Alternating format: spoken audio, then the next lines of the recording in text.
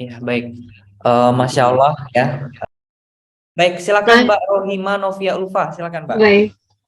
Assalamualaikum warahmatullahi wabarakatuh. Waalaikumsalam warahmatullahi wabarakatuh. Terima kasih Prof atas pemaparan tadi. Saya sangat sebetulnya sih saya juga dalam niat sih dari dulu tuh ada keinginan, cuman mungkin perencanaan itu tadi ada kendala yang memang apa tertunda gitu, istilahnya ada ketertundaan gitu. Saya juga sekarang ini S1 kan awalnya itu administrasi negara, sekarang menjadi uh, manajemen keuangan. Sekarang itu mau tahap akhir di semester 7. Dan ini tadi dikatakan bahwa kalau misalnya mau mengikuti mau belajar di luar negeri itu sendiri kan untuk S2 harus minimal atau maksimal 35 tahun ya. Sedangkan saya karena mungkin kemarin itu sempat tertunda S1-nya gitu kan, belum selesai, dan sekarang konversi dari administrasi negara ke manajemen keuangan di UHAMKA. Jadi saya mungkin satu persatu gitu benahi ini, tapi dengan rencana nggak wallahu alam, tapi ya dengan rencana ini saya sih sebetulnya ada keinginan sih kalau misalnya S2-nya gitu, tapi eh, tidak tahu apakah itu bisa masuk kepada kriteria, dan memang mungkin hal satu lagi mungkin yang lebih untuk diutamakan mungkin untuk bahasa dulu kali ya, bagaimana gitu. Ya, mungkin itu. Terima kasih. Wassalamualaikum warahmatullahi wabarakatuh. Waalaikumsalam warahmatullahi wabarakatuh. Gimana Pak Denny? Mungkin ini terkait bahasa nih Pak. Kalau secara tidak langsung ya, mungkin Mbak Rohima minta tips ya. Bagaimana sih supaya ini kalau kendala bahasa Inggrisnya nih gimana nih cara ningkat ini? Ya, terus kan Ya, dari sisi umur kan katanya kan ya, berpengaruh Ya, Bu. juga gitu. ya. Dan Umur, kan Bapak juga bisa dari tuh jurusannya itu bisa ke ekonomi gitu, istilah Ya. ekonomi kesehatan gitu. Jadi gimana, saya juga kan administrasi negara yang politik menjadi manajemen keuangan gitu kan, jadi ke ekonomi juga gitu. Nah, bagaimana hal seperti itu, sedangkan saya juga terus saya kebetulan saya di lembaga konstitusi gitu. Nah, bagaimana menurut pendapat Bapak, apakah misalnya dengan hukum bisnis itu bisa eh, masih bisa berhubungan juga dengan lembaga konstitusi yang tempat saya kerja, yaitu mungkin. Wassalamualaikum. Waalaikumsalam. Silakan Pak Denny. Langsung aja ya, Mas Amri ya. Ya, langsung aja Pak. Baik, terima kasih Bu Rohima. Bu Rohima dosen di UHAMKA juga berarti ya? Saya mahasiswa Pak, Oh, belum mahasiswa. jadi Oh, dosen. iya, siap. Bu. Pertama gini Bu, tadi saya sampaikan memang kalau yang 35 dan 40 itu LPDP ya Bu ya. LPDP sama Fulbright ya. Tapi kalau Fulbright itu saya kira yang di luar negeri itu banyak kan sudah dihapus ya. Mungkin di seleksi mereka tetap jadikan pertimbangan, tapi di persyaratan itu nggak jadikan lagi umur itu karena dianggapnya diskriminatif Bu. Memang apalagi kalau perempuan Bu ya, kadang-kadang kita mungkin ngurus anak dulu nih, kayak istri saya juga memang kadang-kadang atau gimana ya, memang lebih ada keterbatasan.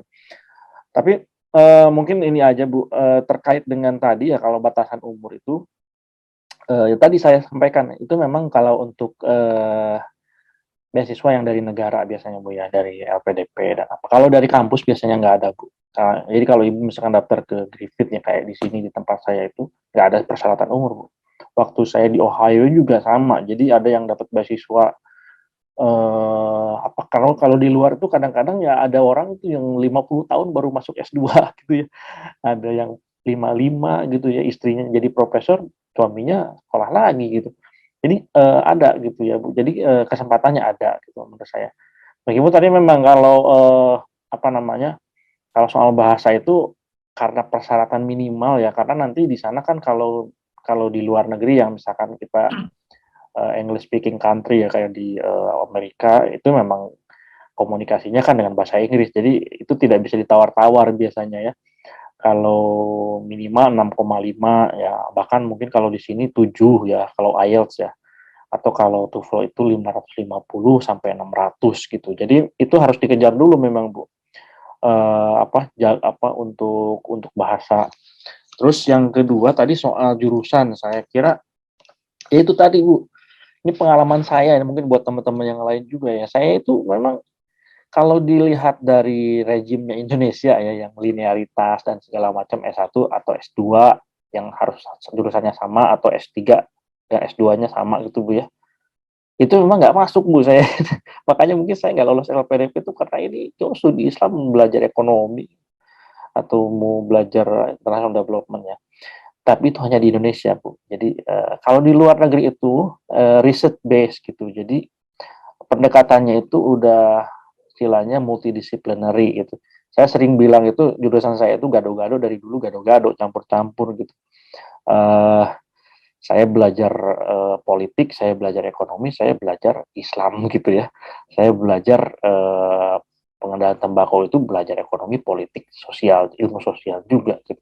Jadi kalau di luar itu memang yang dipakai itu adalah interdisciplinary atau bahkan multidisciplinary. Jadi kalau di luar tuh kalau interdisciplinary itu seperti ini. Jadi ini ada buah gitu ya. Buah ini kan kita mau olah nih. Nah, ini pisaunya itu ada psikologi, ada ekonomi, ada ilmu agama gitu ya kan Bu ya. Nah, kalau di luar itu ya ini buah itu supaya enak ya pakai apa? Mau pakai pisau, mau pakai gergaji gitu. Yang penting bisa kita olah sesuai. Artinya memang pendekatannya bisa apa-apa, bisa apapun gitu. Di jurusan saya itu International Development Studies di Amerika. Itu jurusan saya satu kelas tuh saya analisis kebijakan, tapi kesehatan. Teman saya analisis kebijakan, tapi energi gitu ya. Soal batu bara dan yang lain-lain. Yang lain ada soal gender, ada yang soal ekonomi murni, ada yang soal olahraga bahkan ya, jadi development studies. Jadi riset gitu. Pada akhirnya kayak sekarang pembimbing saya tuh sebetulnya di Griffith University diterimanya di Fakultas Kedokteran dan Kedokteran Gigi ya. Ya jauh banget ini orang orang agama kedokteran. Tapi sebetulnya pembimbing saya itu profesor di ekonomi dan bisnis ya kan, bingung tuh kan, di Fakultas Kedokteran profesornya bisnis gitu ya, saya kajiannya soal JKN, soal pembiayaan kesehatan. Jadi memang pada akhirnya yang dilihat itu adalah keberlanjutan. Mungkin kalau sekarang dosen tuh disuruh ini ya Mas Amri ya, disuruh bikin semacam roadmap penelitian gitu ya, tahun ini meneliti apa, besok mau apa dan segala macam. Jadi yang dilihat itu di situ, jadi pengembangan keilmuannya, kajiannya yang diperluas. Kayak sekarang saya S2, S3 itu Bu, yang disuruh itu 6 bulan pertama disuruh mengkaji ini, kamu ini meneliti itu tuh udah ada apa belum yang neliti gitu ya, kebaruannya ada di mana gitu. Baru setelah itu kita kembangkan menjadi proposal, kemudian literatur review, terus diuji lagi, kalau bagus ya lanjut ke penelitian gitu. Tidak dilihat latar belakangnya apa gitu. Jadi maksudnya itu penting mungkin ya. Jadi kayak saya dilihatnya itu bukan jurusannya, tapi lebih ke kamu pernah neliti apa gitu dan kerjaan seperti apa. Jadi kalau di Indonesia mungkin itu sangat sangat ini ya. Kayak di kita itu masih ada yang jurusan, kalau satu jurusan kalau dia bukan IPA nggak bisa masuk gitu ya. Kalau dari IPS ke IPA nggak bisa nyebrang gitu, atau sebaliknya. Nah, kalau di luar negeri sepertinya sih bisa gitu, karena pengalaman saya waktu di Amerika itu ada tahun ketiga ya S1 ya. Tahun ketiga S1 itu mereka ada mayor sama minor ya. Jadi orang psikologi bisa loncat ke jurusan lain dan segala macam. Jadi dia ketika lulus itu bisa ada beberapa cabang yang bisa dikembangkan sesuai dengan minatnya masing-masing. Mungkin itu sih Bu kalau dari saya ya. Tapi jangan menyerah dan dicoba aja gitu. Mungkin bukan melalui LPDP ataupun yang memang ada syarat umur ya, tapi kalau ke kampusnya langsung, sepanjang mungkin kita punya proposal yang menarik gitu, bisa dapat gitu menurut saya sih. Itu saja mungkin Bu dari saya. Terima kasih Pak. Baik, terima kasih Bu Rohima. Ada lagi nggak teman-teman yang mau bertanya dengan Pak Denny? Izin bertanya Pak Andi. Baik, ya siapa? Oke, Mbak Cici Yulia ya. Silakan Mbak Cici. Baik, Bismillahirrahmanirrahim. Assalamualaikum warahmatullahi wabarakatuh. Waalaikumsalam warahmatullahi wabarakatuh. Ini Pak Denny dan Pak Andi. Saya perkenalkan, nama saya Cici Yulia. Instansi mengajar sekarang di FKIP UHAMKA. Saya mau bertanya, sekiranya kalau kita ingin kuliah ke luar negeri, apakah ada saving dana terlebih dahulu? Semisal saya ngambil ke Eropa nih, ke Turki misalnya. Apakah harus ada saving dana terlebih dahulu atau bagaimana? Itu satu. Yang kedua yang mau saya tanyakan, kalau untuk pemula yang perlu dipersiapkan terlebih dahulu, apakah bahasa Inggrisnya atau LOE-nya? Kalau misalnya LOE-nya yang terlebih dahulu, kira-kira kiat-kiat untuk mendapatkan LOE di kampus yang akan kita tuju seperti apa? Assalamualaikum warahmatullahi wabarakatuh. Waalaikumsalam warahmatullahi wabarakatuh. Silakan Pak Dini. Ya, terima kasih Mbak Cici ya dari FKIP ya. Ya, mungkin yang kedua dulu Bu ya, soal bahasa Inggris dulu atau LOE dulu. Itu memang sepertinya tetap harus bahasa Inggris dulu Bu ya, karena kan untuk dapat LOE kita harus kalau S2 misalkan, Ibu S2 pas 3 nanti lanjutnya. Rencananya S3 Pak Denny. Nah, kalau S3 itu Bu tadi Bu, memang kita harus bikin proposal riset kan, pasti dalam bahasa Inggris ya. Dan kita juga harus korespondensi dengan calon supervisor itu tentu dengan bahasa Inggris. Dan memang sih itu jadi persyaratan ya. Jadi kalau di Amerika itu persyaratannya tadi IELTS atau TOEFL sama GRE. Di GRE itu bahasa Inggris juga Bu, kayak tes potensi akademik. Saya itu waktu Fulbright ulang 3 kali. Yang 3 kali, saya juga triple IBT itu ngulang 2 kali. Jadi memang kita struggle ya. Ini dari orang 62 ini, orang Indonesia itu bahasa Inggrisnya kita harus ekstra ya. Iya, tapi pada akhirnya yaitu yang penting acceptable ya, itu 6,5 kalau IELTS atau kalau bisa 7 gitu. Saya juga kalau ngomong masih belepotan nih. Tapi ketika diskusi kita nyambung lah gitu ya, minimal pada akhirnya gitu. Dan ketika profesornya diskusi itu kita bisa. Jadi menurut saya LOE itu juga kalau kita nggak bisa bahasa Inggrisnya kurang bagus juga mungkin ini kurang, karena nanti ketika menulis di sini juga sih kalau di luar ya saya perlihatkan memang kenapa saya bilang yang penting acceptable itu, saya pengalaman saya di Amerika sama di sini di Australia itu setiap kampus ya, karena mereka memang mengejar internasional perspektif ya. Jadi sebetulnya kalau kampus luar negeri itu senang Bu kalau ada mahasiswa dari luar negeri gitu. Jadi profesor saya tuh senang banget kalau ada di kelas tuh ada orang Afghanistan, ada orang Indonesia, ada orang Amerika Latin, ada apa gitu ya, daripada orang Amerika semua atau dari sini daripada orang Australia semua. Karena kelas tuh jadi kelas internasional kan ya. Perspektifnya beda. Kita diskusi itu bukan diskusi soal regional, bukan nasional, tapi udah global gitu. Jadi mereka sebetulnya senang dapat perspektif. Dan mereka juga bisa dapat penelitian yang ya lebih dalam tentang negara lain. Jadi peluangnya selalu ada menurut saya sih. Dan kenapa? Ini kemarin di sini ya, saya tuh kemarin baru datang ya. Saya ikut langsung di fakultas saya itu ada yang dapat beasiswa 15 orang, 13 orangnya dari luar negeri semua. Dari Sri Lanka, dari mana gitu. Jadi sebetulnya cukup besar gitu peluangnya itu. Tinggal keberanian kita. Nah, tadi kaitannya dengan yang nomor pertama itu saving dulu bagaimana gitu ya. Ya kalau kita bisa dapat full scholarship dari awal bagus. Jadi kita dikasih terutama kalau sudah berkeluarga Bu ya, kalau mau bawa itu berat ya. Saya juga S2 tidak bawa keluarga ya. Makanya S3 harus bawa nih. Memang meskipun sudah ditanggung beasiswa itu, kalau mau bawa keluarga kita harus tetap nabung dan kerja lagi di sana.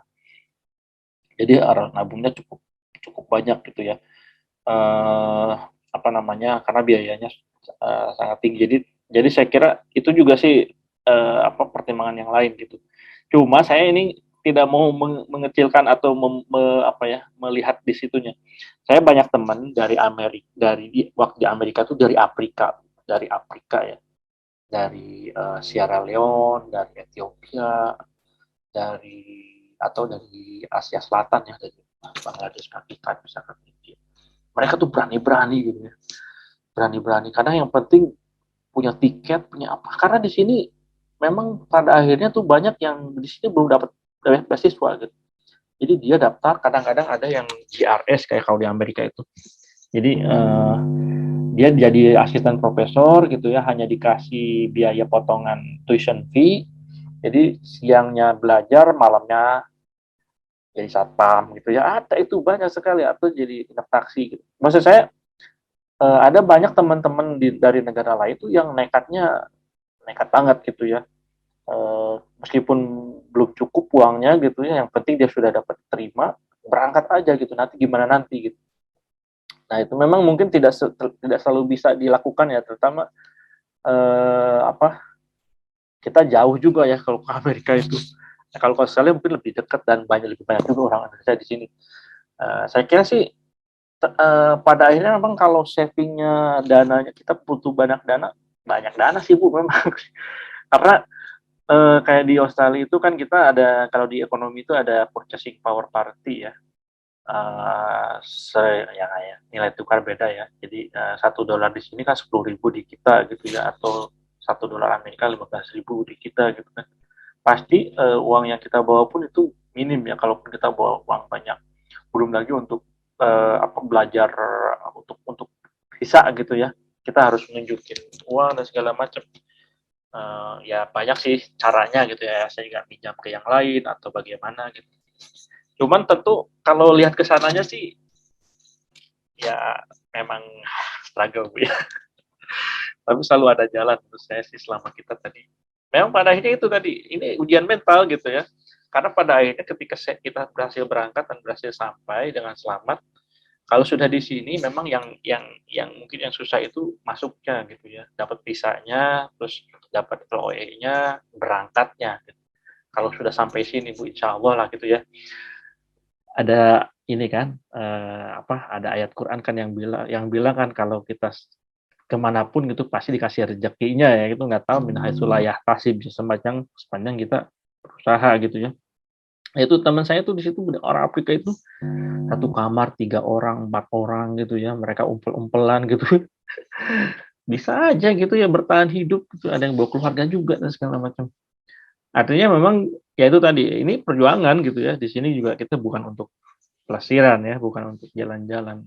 Pasti harus prihatin gitu. Cuman ya pengalamannya sebanding lah menurut saya dengan apa yang harus kita perjuangkan.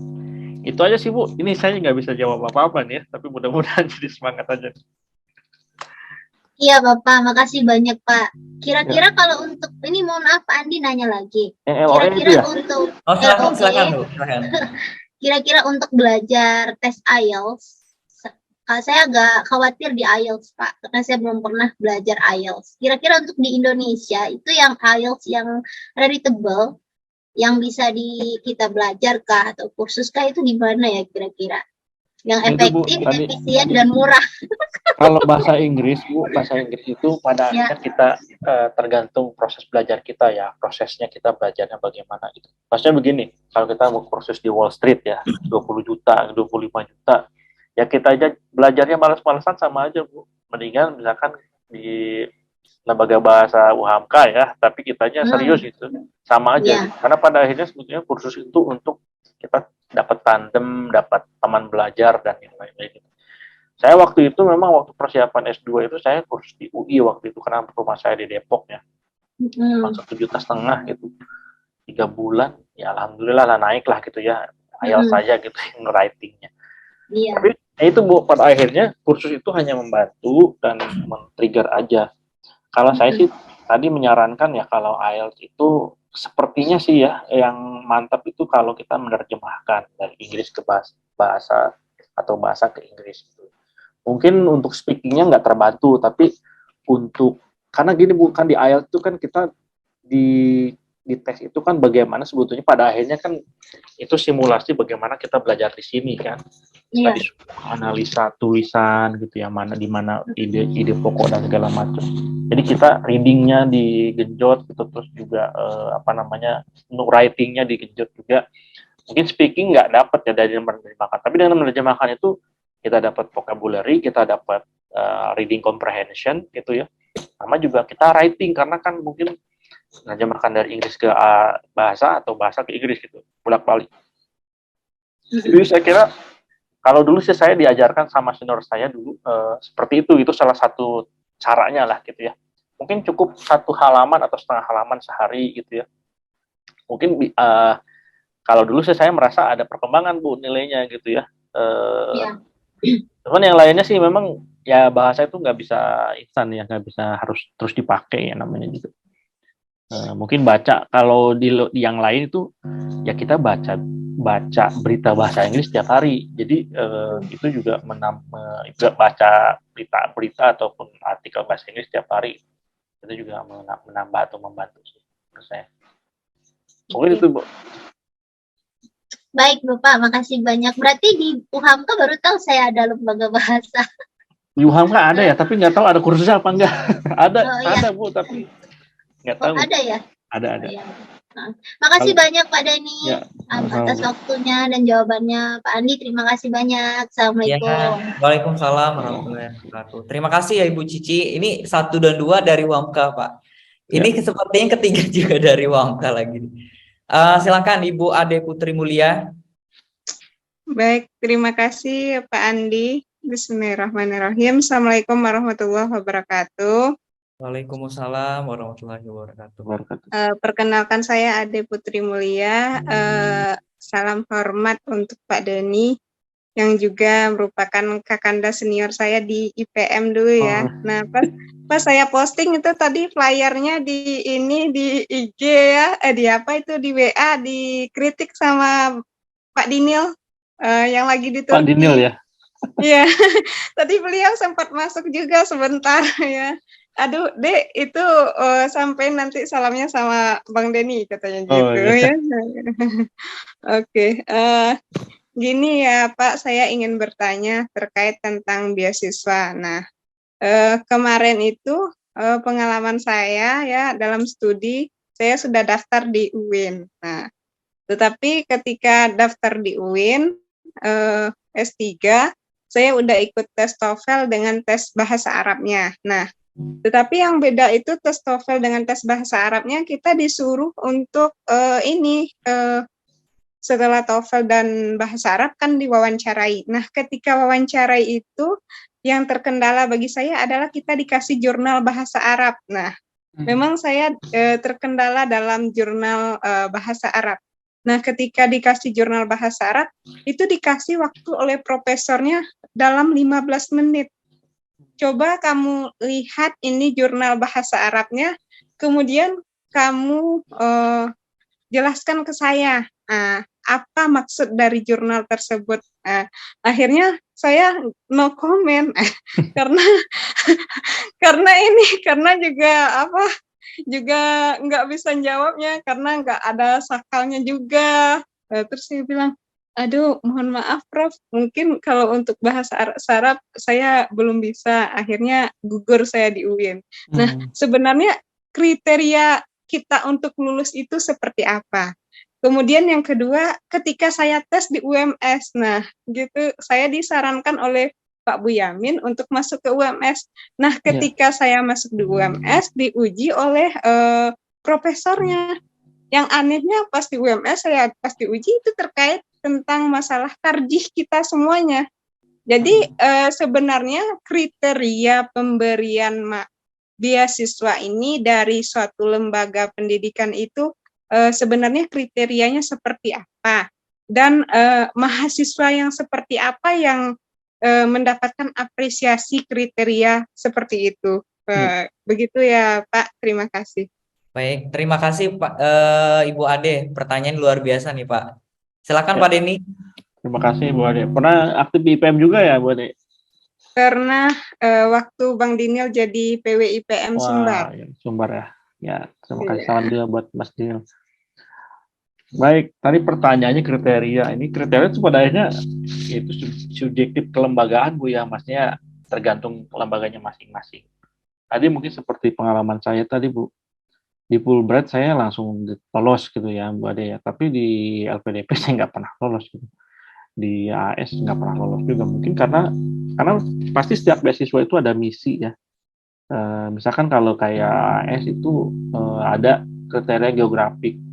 Kalau misalkan yang dari Indonesia Timur boleh 5 misalkan, atau boleh 6 kalau nggak salah, 5 sih kalau kecil ya, boleh 6 IELTS-nya, tapi kalau dari luar Indonesia Timur harus 6,5 misalkan. Jadi memang ada preferensi dan ada kriterianya masing-masing, dan tidak akan sama sih, apalagi ini UMS misalkan dengan UIN tadi Bu ya, yang satu negeri satu Muhammadiyah misalkan swasta, itu pasti kriterianya akan berbeda dengan yang lain. Memang sih semua beasiswa menurut saya kita harus baca latar belakang beasiswa itu diberikan untuk mendapatkan apa.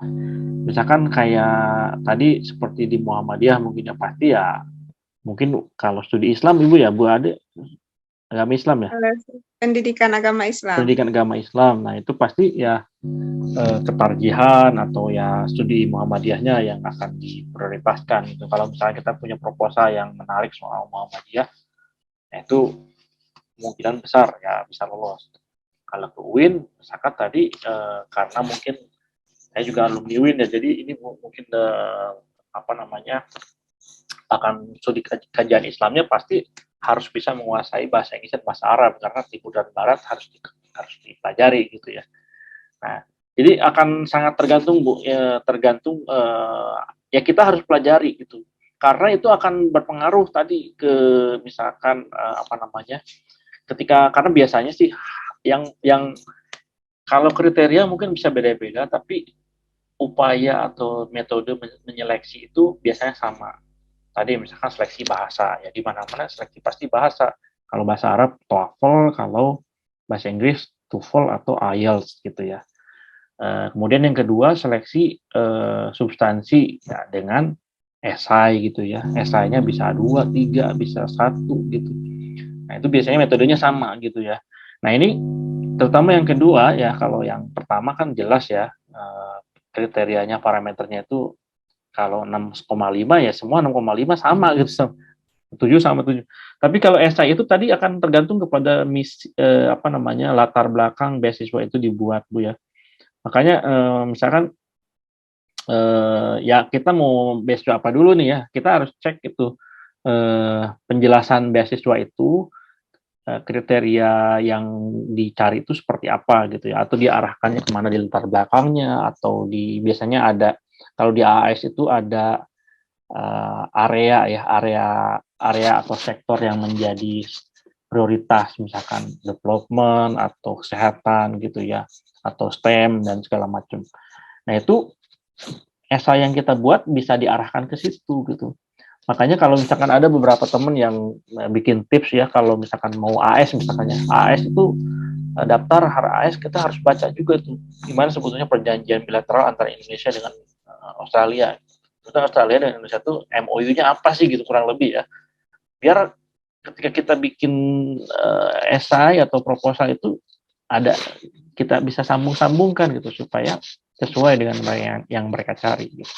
Memang ya harus, ya namanya juga kita melamar ya, supaya ada kecocokan antara kita dengan pemberi beasiswa, kita mungkin harus menyesuaikan dengan yang ini. Dan mungkin sama juga dengan beasiswa yang dibuat di kampus Bu ya. Jadi kalau misalkan di kampus luar atau mungkin di Indonesia juga banyak sih sekira beasiswa yang berdasarkan project gitu ya. Jadi misalkan ada teman yang dia sebetulnya kesehatan, misalkan dia maunya public health gitu, soal rokok misalkan. Tapi ternyata di sekolah tersebut itu ada profesor yang punya project soal diabetes misalkan. Ya dia harus apply ke situ kalau mau diterima, karena dananya ada untuk diabetes, misalnya program diabetes misalnya. Nah, itu kurang lebih seperti itu. Saya kira ini apa sama, ini mana-mana bisa kita lakukan seperti itu gitu. Dan ketika kita membuat esai ataupun ini, mungkin sih bisa juga kita coba ini Bu, kita coba klarifikasi gitu ya.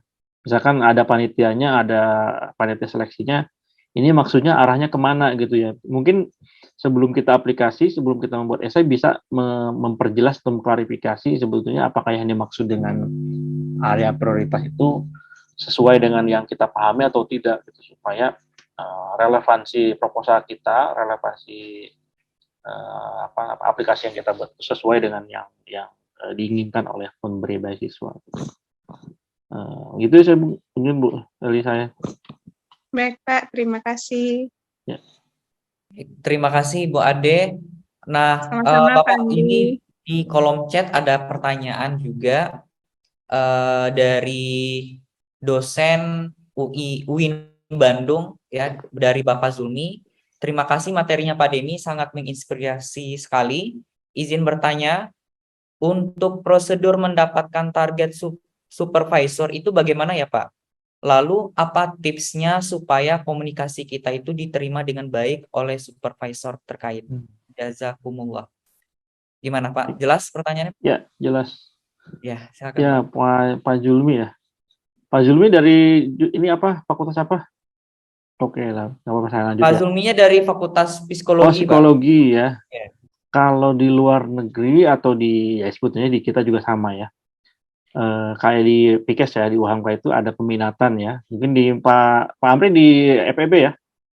Kalau saya di FAI, Pak. FAI, oh dia. Tapi di jurusan perbankan syariah, Pak. Nah, jadi di setiap akademis itu ada bagi ke dalam peminatan atau grup ya, atau grup riset gitu, atau peminatan ya kalau di PIKES itu. Atau kalau di sini di Australia itu disebut hub ya. Jadi kajiannya apa gitu ya. Itu biasanya satu dosen yang memiliki kajian yang sama mirip itu dikumpulkan di grup itu atau di hub itu gitu. Nah, ini keluar juga sama sih. Saya kira mungkin di psikologi juga, karena psikologi itu kalau di luar saya nyambungnya itu kemana-mana ya Pak Julmi ya. Saya ada teman itu PIKES ya, Mas Big ya, Mas Bigwanto itu mantan wakil dekan PIKES UHAMKA. Beliau kan PIKES, tapi karena lebih ke promosi kesehatan gitu ya, itu dapat S3-nya di Fakultas Psikologi gitu. Jadi psikologi itu bisa nyambung ke ekonomi, bisa nyambung ke politik, bisa nyambung ke kesehatan, bisa nyambung kemana gitu. Makanya sebetulnya yang harus kita cek itu adalah expertise ya, expertise dari profesornya itu atau calon supervisor kita itu. Jadi misalkan Mas Julmi mau, Pak Julmi atau Mas Julmi nih mau neliti soal apa. Kayak saya contohnya ya, saya mungkin bercerita aja nih pengalaman saya ya, biar nyambung gitu ya. Saya kan penelitian saya di S3 itu terkait dengan pembiayaan kesehatan. Kebijakan kesehatan khususnya adalah pembiayaan kesehatan, gimana program kesehatan itu dibiayai, didanai gitu ya, budgetnya dari mana. Nah, saya fokuskan lagi ke JKN gimana cara supaya nggak defisit dan macam-macam. Nah, itu saya cari profesor yang pertama punya penelitian soal pembiayaan kesehatan ya, atau punya pembiayaan soal JKN, Universal Health Coverage ya, atau punya kebijakan atau punya penelitian soal financing gitu ya, state financing gitu ya, pembiayaan program public policy financing gitu ya, seperti itu. Jadi saya bisa macam-macam. Jadi saya dapat, nah gimana cara nyarinya gitu ya. Nah, pertama yang paling umum mungkin bisa kita lihat dari Google Scholar aja atau dari jurnal-jurnal. Siapa sebetulnya profesor yang penulis tentang itu gitu ya, dari jurnal itu. Mungkin dari referensi yang kita pakai itu ada profesor yang nulis itu gitu ya. Misalkan contohnya ya kalau di Indonesia yang nulis soal pembiayaan kesehatan itu ternyata Pak Hasbullah Tabrani, Pak Laksono Trisnantoro misalkan, sama yang dari UI itu ada satu lagi profesor saya lupa ya. Nah itu misalkan saya cari tuh kontaknya gitu ya. Dia pernah nulis, ada jurnalnya, dia kampusnya di mana, saya cari di situ. Jadi bisa melalui jurnal gitu ya, atau melalui Google Scholar kita bisa cari di situ. Nah itu jadi dari sumber yang lain kita bisa cek di situ. Jadi penelitian-penelitian.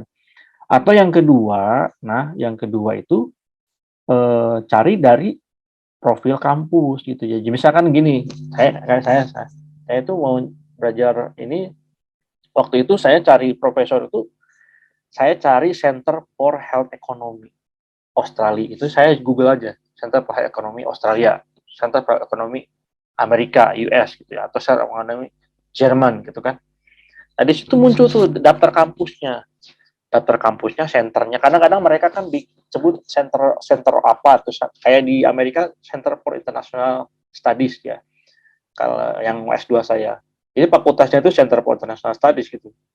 Yang di sini Center for Applied Health Economy, macam-macam. Nah tadi kalau yang pertama itu dari profesornya, yang kedua bisa dari schoolnya Pak. Schoolnya apa gitu. Misalkan Mas Julmi contohnya ya, misalkan mau psikologi perilaku perkembangan misalkan, cari school yang fokus punya penelitian di situ. Nah, kita cek biasanya kalau di luar semua data dosen dan penelitiannya CV-nya itu ada di web gitu. Nah, tinggal kita search aja gitu di situ pakai keyword lah. Ini sebetulnya kemampuan browsing. Modalnya tuh kemampuan browsing ya. Di situ kita punya keyword kita apa, nama kampusnya, nama profesornya. Nanti cari tuh ininya emailnya gitu. Biasanya kalau di luar negeri ada emailnya, ada bahkan kantornya, ada nomor teleponnya. Jadi seperti di sini, saya dapat di sini karena PhD ya, saya dikasih meja, saya dikasih line telepon, saya dikasih laptop, saya dikasih kantor ya istilahnya. Jadi orang kalau mau bisnis tuh bisa lewat saya lewat gitu. Jadi kasih kantor. Nah profesor juga sama seperti itu, semua punya line-nya, semua punya desk-nya, semua punya emailnya. Nah kalau udah ketemu, nah saya kemarin kalau saya sih bikin daftar dulu Pak, daftar dulu. Fakultasnya apa? Oh di fakultas ini ada 5 profesor yang penelitiannya sama dengan proposal kita gitu ya. Ada 7 profesor. Nah, misalkan kita punya bikin 40 saya tadi ya, sebutkan 30, 40 karena profesor ini kan sibuk-sibuk semua. Dia penelitian, dia ngajar, dia kadang-kadang sabatikal ya. Kalau di luar negeri kan ada sabatikal, jadi dia profesor itu boleh cuti 1 semester untuk penelitian atau jadi konsultan di tempat lain gitu. Jadi dia nggak ngajar, nggak ngapa-ngapain, penelitian aja atau kerja gitu. Nah, kita bikin list tuh, list emailnya yang sesuai dan relevan itu. Kalau saya dulu, saya bikin draft draft email ya, kata-katanya bukan assalamualaikum ya atau apa ya. Halo Profesor, nama saya Denny gitu kan. Saya punya pengalaman pernah meneliti ini, saya ingin meneliti ini. Apakah Profesor bersedia menjadi supervisor gitu kan. Gitu aja sederhana. Jangan terlalu panjang-panjang juga karena kan mereka orang sibuk semua ya. Jadi mungkin salah satu pengalaman juga teman-teman kalau kita kuliah di luar negeri ya, di sini juga masih saya berkomunikasi sama teman-teman yang di S2. Kita kadang-kadang kalau di Indonesia itu ngejelasin tuh sepanjang-panjangnya bagus gitu ya. Tapi kalau di luar negeri kadang-kadang lebih pendek tapi padat lebih bagus. Jadi kita bikin 2-3 kalimat aja. Kasih CV ya sama draft proposal. Kirim ya, tinggal aja dirnya ganti-ganti gitu ya. Kirim. Karena profesor itu sibuk tadi, mungkin kita kirim sekarang jawabnya bisa sebulan ya, nggak akan datang seminggu gitu ya. Kalau 3 hari itu cepet banget, itu 2 minggu macam-macam. Nanti dari sana macam-macam tuh profesor itu, ada yang nggak jawab ya, ada yang jawab terus dia bilang langsung nolak, mohon maaf saya sibuk atau saya sudah banyak di bimbingan saya gitu ya, saya nggak bisa jadi supervisor. Ada yang jawab saya bukan bidangnya itu, kamu salah gitu. Kamu mungkin dia akan kasih rekomendasi atau ya dia nggak jawab sama sekali. Ada yang tertarik, oh iya saya tertarik, saya mau jadi supervisor. Ada yang saya pernah tuh di UNSW gitu ya di Universitas of New South Wales itu. Profesornya ngasih ujian dulu gitu ya. Saya tertarik jadi pembimbing kamu, tapi kamu saya uji dulu, dikasih tugas, kita bikin suruh resume artikel, suruh jawab pertanyaan dan segala macam, suruh Zoom meeting dulu dan segala macam, gitu jelasin dulu apa macam-macam. Nah itu baru kita ya cukup satu aja ya supervisor gitu. Nanti setelah sudah dapat supervisor kita baru bisa daftar ke kampus. Biasanya kalau daftar PhD itu memang harus menyatakan atau harus menunjukkan bahwa kita sudah berkomunikasi dengan salah satu profesor. Artinya harus sudah ada pembimbingnya dulu. Sudah ada profesor yang bisa dia jadi pembimbing. Kalau nggak bisa, biasanya nggak bisa kita submit tuh ya aplikasi kita di aplikasi kampus itu gitu. Jadi seperti itu Mas Julmi. Jadi sebetulnya kerjanya sekali gitu ya, tapi ngirimnya berkali-kali. Dan kita harapkan ada yang nyangkut ya, ada yang nyangkut itu, ada yang sesuai gitu. Jadi ya saya kirim 40 atau 50 profesor, yang balas mungkin cuma 5. Jadi ini teori kemungkinan aja. Mungkin gitu ya. Oke, baik.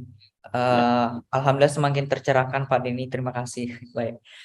Gimana Pak? Mungkin cukup dulu kali ya Pak ya, 3 pertanyaan yang langsung dan di kolom chat 1. Berhubung Bapak juga udah semakin larut malam di sana, Pak. Baik, boleh. Kalau masih ada sih nggak apa-apa nih. Oke, mungkin kita Nah, satu kali lagi kali masih ya. ada tapi nggak, kalau sudah cukup Mungkin nggak apa. mungkin ada nih. Teman-teman ada yang mau bertanya lagi nggak? Kalau ada silakan raise hand nih. Ini satu pertanyaan terakhir nih. Oke, silakan Ica. Ini ada terakhir, Pak. Silakan Ica. Baik, terima kasih banyak Kak Andi dan Pak Denny atas waktunya. Sebelumnya izin perkenalkan, saya Ica Rizky Fitriah. Saya mahasiswa semester 7, Diploma 4 Ortotik Prostetik. Nah, pertanyaan saya, kalau misalnya sebelumnya S1, misalnya saya lulus nanti di tingkat sarjananya itu diploma, Pak. Terus tiba-tiba saya maunya S2-nya nggak diploma, maksudnya bukan maksudnya, jadi ngambil magistra S2 gitu Pak. Kalau misalnya di Indo kan yang saya tahu antara diploma, walaupun diploma 4 emang setara S2 tapi kan tetap beda ya Pak. Nah, kalau misalnya kalau untuk beasiswa itu apakah ada perbedaan sama seperti pendidikan yang di Indonesia, atau memang baik mau diploma atau sarjana itu sama aja Pak, ngelanjutinnya tetap ke S2 juga, karena yang pernah salah satu dosen saya bilang kalau misalnya saya lulus sarjana terapan berarti sama aja nanti S2 saya juga harus sarjana terapan, magister terapan, seperti itu Pak. Terima kasih. Ini saya kurang paham nih ya, tapi ini yang saya pahami aja ya Mbak Ica ya, yaitu tergantung sistem pendidikannya masing-masing. Tadi itu contoh kasus tadi itu kalau di Indonesia misalkan, di Indonesia macam-macam juga, ada psikologi misalkan yang masuk psikologi itu ada yang harus dari IPA, ada yang boleh dari IPS ya. Yang Kesmas juga kalau di UHAMKA, kalau nggak salah itu harus IPA ya, nggak boleh IPS gitu. Karena memang di sistem pendidikannya atau di kita mungkin masih aturannya seperti itu gitu. Jadi akan tergantung nanti Mbak Ica mau ke negara mana gitu ya, atau mau ke sistem mana yang dituju. Karena kalau saya yang saya pahami itu di Fulbright ya, contohnya di Amerika itu ada program CCIP ya. CCIP itu untuk D3, D2, pokoknya yang sebelum S1 gitu itu bisa ikut CCIP. Tapi ada negara yang misalkan boleh gitu dari D4 ya langsung ke S2 gitu.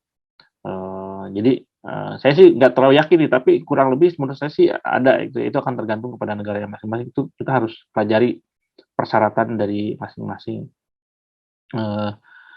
Seperti ini ya, kayak misalkan SMK ya, soal SMK ya.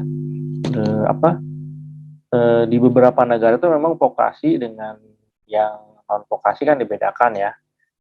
Tapi ya tidak menutup kemungkinan mereka bisa masuk ke S2 atau S3 ya, untuk mempelajari secara teori atau mengkaji perkembangan ilmu di bidangnya tersebut gitu. Jadi akan sangat tergantung kepada ini. Yang pasti mungkin Mbak Ica nanti mau kemana dulu gitu ya, mau kemana dulu, lanjutnya ke apa gitu ya, lanjutnya ke bagian apa. Kalau di luar sih ya, kalau di kita mungkin umum kalau misalkan orang itu ngambil double master ya, triple master gitu, atau bahkan double PhD gitu ya. Jadi misalkan saya ada beberapa teman yang waktu itu dia ngambil awalnya international development ya, master of international development, tapi karena dia memang ingin mengkaji kesehatan, dia ngambil master of public health lagi ya. Kemudian ketika S3-nya tuh ya dia bisa ngambil dua-duanya gitu, macam-macam gitu. Jadi ada sih di luar tuh ada fenomena, kalau di Amerika ya, fenomena itu graduate students lifestyle gitu ya. Orang tuh hobinya sekolah gitu ya. Master A yang pertama, Master B, Master C, terus PhD A, PhD B. Wah, sekolah terus gitu ya, 20 tahun sekolah terus, seneng aja gitu. Dan dapat beasiswa terus gitu ya, seperti itu. Jadi itu tergantung kepada sistem yang mau kita tuju dan bagaimana aturan yang ada di sana gitu. Yang ada di sana seperti apa gitu. Karena gitu, ini pengalaman saya lagi nih ya. Pengalaman saya kan Master of Arts in International Development Studies gitu ya. Saya bikin penyetaraan pas pulang nih ke sini. penyetaraan ijazah Mbak ya, itu nggak ada jurusan saya.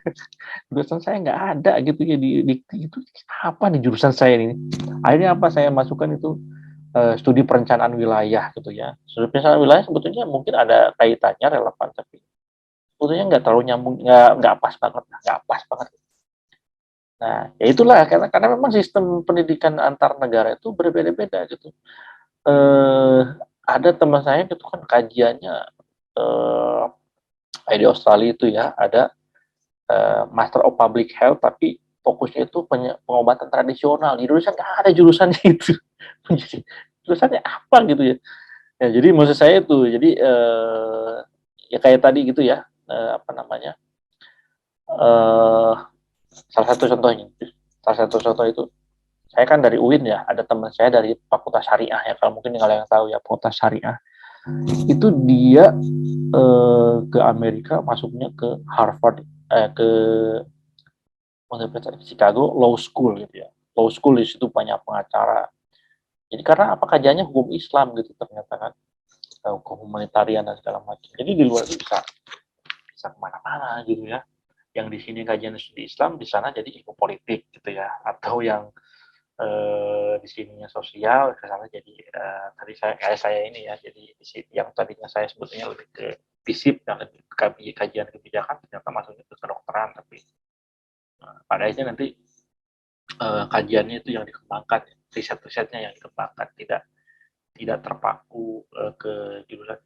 Meskipun di sini juga mulai ada teman saya kayak di UGM itu ada profesor namanya Dr. Yayi Suryo Prabandari, itu dia psikologi, tapi jadi guru besarnya di Fakultas Kedokteran. Sekarang sudah mulai ada yang seperti itu, karena kajiannya soal rokok misalkan. Bisa juga gitu, di Indonesia sudah mulai bisa juga. Cuma mungkin untuk yang hal-hal yang teknis tadi itu, saya kira mungkin ada kendala hal-hal yang secara administratif. Mungkin itu saja nih Mbak Ica, dipelajari aja dulu negara yang mau dituju. Baik, terima kasih Pak. Oke. Baik, mungkin untuk pertanyaannya kita close aja dulu ya Pak ya. Untuk pertanyaan hari ini, jadi dapat kita simpulkan bahwasanya sebenarnya ketika mendapatkan beasiswa di luar negeri itu, yang dapat saya ambil ini ya rangkumannya, tentu niat gitu ya, niat ya. Yang kedua adalah syarat bahasa, tentukan rencana studi kalian ya, bagaimana personal statement-nya, rekomendasi, dan aplikasi. Dan terakhir adalah faktor X gitu ya. Faktor X itu ya yang pasti adalah restu orang tua kalian. Nah, jadi itulah kesimpulan yang dapat kita ambil teman-teman hari ini terkait sharing kita dengan Pak Denny Wahyudi Kurniawan, bagaimana cara menggapai beasiswa ke luar negeri. Nah, kami dari panitia mengucapkan terima kasih Pak Denny dari Hibahin gitu ya, mengucapkan banyak terima kasih atas sharing ilmu yang sudah diberikan, sehingga kita semua di sini gitu ya, baik panitia, baik kepengurusan di Hibahin, volunteer di Hibahin, dan teman-teman dosen ya yang berkesempatan hari ini dapat mendengarkan materi yang sangat baik gitu ya dari Pak Denny. Dan kami mengucapkan terima kasih banyak. Mungkin ke depannya nanti kalau misalnya dalam acara yang berbeda, mungkin kita ngundang Bapak Denny lagi, mungkin bersedia ya Pak ya? Ya Mas, boleh. Ya, baik. Insya Mohon Allah maaf ya kalau Pak, malam-malam direpotkan dengan kegiatan sharing gini iya, gitu ya. apa-apa. Ini kalau 3 jam nggak terlalu lama Mas, di Amerika 12 jam bedanya. Oh oke, siap Pak. Ini Bapak Denny udah sama keluarga berangkatnya atau belum Pak? Belum. Keluarga saya nanti Desember justru. Oh Desember Pak Ya. ya, lagi pengurusan surat menyurat ya Pak ya. Pak, saya satu aja nih pertanyaan mungkin yang mau saya tanyakan juga nih ya. Tadi itu kalau misalnya kita sudah S2 nih Pak ya, di dalam negeri. Kita pengen S2 lagi nih di luar negeri nih. Pengen S2 lagi nih. Kira-kira pemberi beasiswa mempertimbangkan itu enggak ya? Ini saya penasaran aja sih ya. Dari tadi pengen tanya juga Iya. tapi singkat padat aja deh Pak gitu ya. Iya. Silakan Pak, mohon bantuan nih Pak. Kalau contohnya sih banyak Mas, ada banyak gitu ya. Mm-mm. Ada dulu mungkin salah satu ini ya, tokoh juga ya, Pak Saleh Daulay ya. Mm-mm. Pak Saleh Partaunan Daulay itu dapat beasiswa S2 ke Amerika. Padahal dia udah lulus udah S2 juga di sini. Mm-mm. Terus ada Mas Ahmad Najib Burhani, kalau orang Muhammadiyah ya, ini orang LIPI juga, Profesor LIPI dulu udah dapat S2 di Amerika, S2 lagi ke Inggris. Jadi bisa gitu ya kalau misalkan, ya itu kembali lagi soal ini, yaitu jodoh dan cara kita meyakinkan pemberi beasiswa sesuai nggak proposalnya gitu ya dengan yang diharapkan gitu. Ada banyak yang di sini lagi S2 gitu ya, ternyata daftar lolos ke luar negeri, berangkat dulu gitu, tapi pulang lanjutin lagi S2-nya di sini. Jadi S2-nya ada 2 kali. Jadi macam-macam sih Mas Amri ya kalau ininya. Cuma kalau kalau saya sih menyarankan ya, kalau misalkan kalau saya sih karena kasusnya saya itu terlambat sekolah ya. Saya mulai 34 S2 ya. Kalau misalkan memang nggak perlu amat ya, kecuali kalau memang kita ini lanjut saja ke S3 gitu kan, sayang waktu. Terutama kalau ke Amerika ya, S3-nya 5 tahun. S3-nya 5 tahun, jadi kalau kita S2 lagi, umurnya nanti habis, atau ya panjangan masa sekolahnya ya. Oh, di Australia 3 tahun sih ya, S3 itu diharapkan 3 tahun, meskipun bisa diperpanjang sampai 4 sampai 5 tahun. Cuma kasusnya banyak, itu ada beberapa yang bisa ya dapat dapat beasiswa S2 meskipun dia sudah lulus S2. Nah, mungkin ketika daftar bisa jadi yang dipakai cuma S1 gitu ya. Yang dipakai cuma S1. Tapi mungkin masih memungkinkan sih menurut saya sih. Pada akhirnya yang akan diuji itu, atau yang akan dilihat itu why-nya gitu. Kenapa harus belajar lagi S2 gitu ya? Atau kita ya itu tadi meyakinkan kenapa kita bisa harus dapat satu slot dari beasiswa itu, alasannya kenapa gitu ya, signifikansinya. Itu mungkin Mas Amri ya. Ya, terima kasih Pak Denny. Ini tercerahkan nih Pak. Soalnya kan kadang-kadang kan kalau beasiswa di Indonesia, kita sudah ngambil di Indonesia, tapi kita mau coba beasiswa dari Indonesia kan ada ya pelarangan. Oh, kamu udah S2 nggak boleh lagi. Kan informasinya seperti itu. Seperti LPDP, itu kan mereka kan kalau kita udah dapat beasiswa, kita udah S2 kan nggak boleh lagi Pak. Gitu ya. Nah, ini Oh, saya tercerahkan nih. kalau Ternyata satu beasiswa nggak boleh beasiswa Mas. iya, saya baru Nah, tercerahkan nih Pak. Ternyata kalau di luar negeri kita sudah S2, kita mau ngambil beasiswa luar negeri, ngambil lagi boleh ternyata gitu ya ya. boleh boleh. Ya, baik. Kalau memang ini kalau beasiswa sama itu biasanya dia karena kan terbatas ya. Seperti saya contohnya Fulbright ya. Saya S2 Fulbright.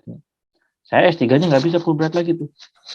Karena sudah degree, mungkin itu karena isunya bukan isu boleh atau tidak, tapi isunya pemerataannya Iya.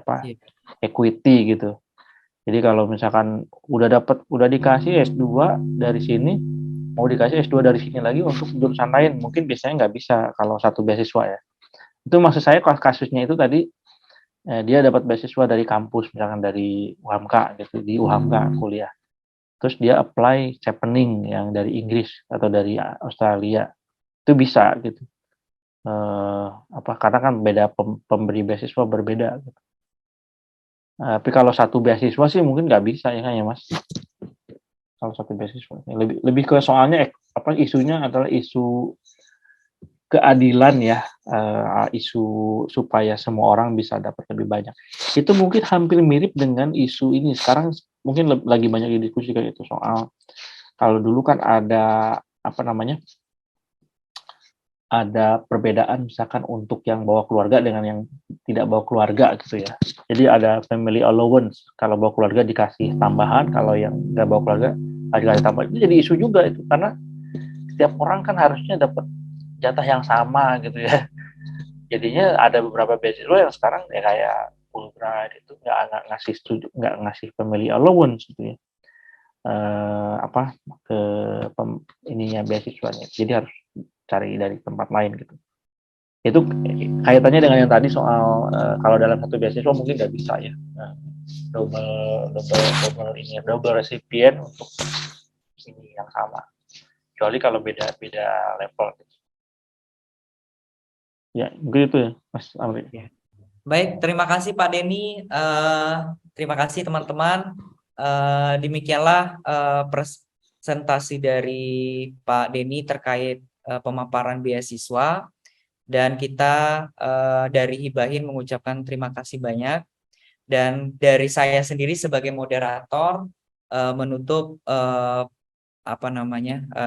pemaparan materi Pak Denny hari ini. Jika ada kesalahan dan kejanggalan, saya mohon maaf. Dan saya akhiri dengan wabillahi taufik walhidayah. Wassalamualaikum warahmatullahi wabarakatuh. Saya kembalikan kepada Mbak Ica sebagai MC pada hari ini. Silakan Mbak Ica. Terima kasih banyak untuk kakak-kakak dan teman-teman semua, dan Pak Denny yang sungguh saya apresiasi. Terima kasih banyak. Saya mewakili panitia dari volunteer Hibahin. Mohon maaf apabila dalam acara ini masih banyak kekurangan. Namun dari segala kekurangan tersebut tidak mengurangi rasa terima kasih kami kepada Pak Denny, Kandi, dan Kak Rudi. Baik, sekian acara ini berakhir. Wassalamualaikum warahmatullahi wabarakatuh. Waalaikumsalam warahmatullahi wabarakatuh. Terima kasih, Prof. Terima kasih semuanya, doanya Sehat-sehat ya, Prof. Semuanya sehat-sehat. Semoga lancar semuanya Pak. Amin, doanya. Izin lab. Terima kasih. Terima kasih. Assalamualaikum.